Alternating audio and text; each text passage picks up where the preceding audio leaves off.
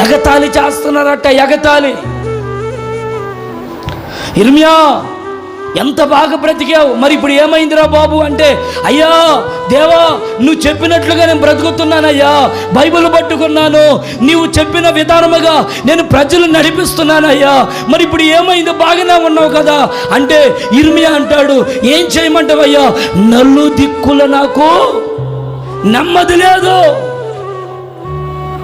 ఎగతాళి చేసే వాళ్ళు ఎక్కువయ్యారు, నవ్వుకుంటున్నారు, గేలి చేస్తున్నారు.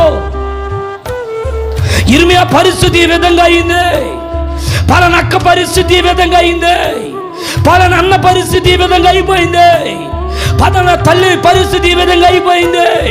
ఒకప్పుడు బాగా బతికారు, అయితే ఇప్పుడు వాళ్ళ పరిస్థితి ఎలా అయింది అని ఎగతాళి చేయడం మొదలు పెట్టారు. నవ్వుతున్నారు, అపహాస్యాలు చేస్తున్నారు. ఇర్మియా అంటారు, నలు దిక్కుల నాకు ఏం కలుగుతుందట, భయం. భయం. ఎటు పోవాలో అర్థం కావట్లేదయ్యా, ఏం చేద్దామో అర్థం కావట్లేదయ్యా. నానేవాడే నా పక్కనే నిలబడి వాడు పక్క వెళ్ళి నవ్వుకుంటున్నాడయ్యా. నా బాధను చూసి, నా శ్రమను చూసి, నా కలిగిన కష్టాన్ని చూసి నవ్వుకుంటూ ఎంగింగా ఎగతాళి చేస్తున్నారయ్యా. ఏం చేయాలో అర్థం కావట్లేదు. ఎగతాళి చేసేవని ఏం చేయాలో అర్థం కావట్లేదు, నవ్వేవని ఏం చేయాలో అర్థం కావట్లేదు, నెమ్మది లేకుండా బాధ పెట్టేవని ఏం చేయాలో అర్థం కావట్లేదు. నలిగిపోతున్నానయ్యా, నేను ఎలా బ్రతకాలో నాకు అర్థం కావట్లేదయ్యా. ఈ జీవితం నాకు అవసరమా? నీతో నేను బ్రతుకుతున్నాను కదయ్యా, నీ కొరకు నేను జీవిస్తున్నాను కదయ్యా, మరి ఏంటి నా కుటుంబం ఇంత నవ్వుల పాలైపోయింది ఈరోజు అని దేవుని ఎదుట కొన్ని ప్రశ్నలు ఉంచాడు ఇర్మియా. ఈరోజున నీ జీవితంలో కూడా ఎంత భక్తి చేస్తున్నావు, ఎంత ప్రభుని ఆరాధిస్తున్నావు, ఎన్నో ప్రశ్నలు నీ ఎదుట కూడా ఉన్నాయేమో.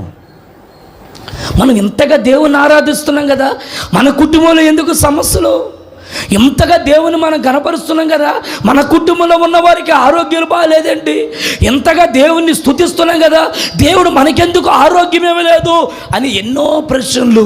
ఎందుకంటే ఆరోగ్యం బాగలేదని కాదు, నీకు సమస్యలు ఉన్నాయని కాదు, నీకు రోగం ఉందని కాదు, నీకు అప్పులు ఉన్నాయని కావు. అన్యులు నిన్ను చూసి నవ్వి ఎగతాళి చేస్తుంటే అది నువ్వు తట్టుకోలేక ఈ దేవుని ఎదుట ఎన్నో ప్రశ్నలు మిగిలిచి ఉండొచ్చు. అయితే ఇప్పుడు ప్రభు అంటారు, ఇర్మియా భయపడు మాకు.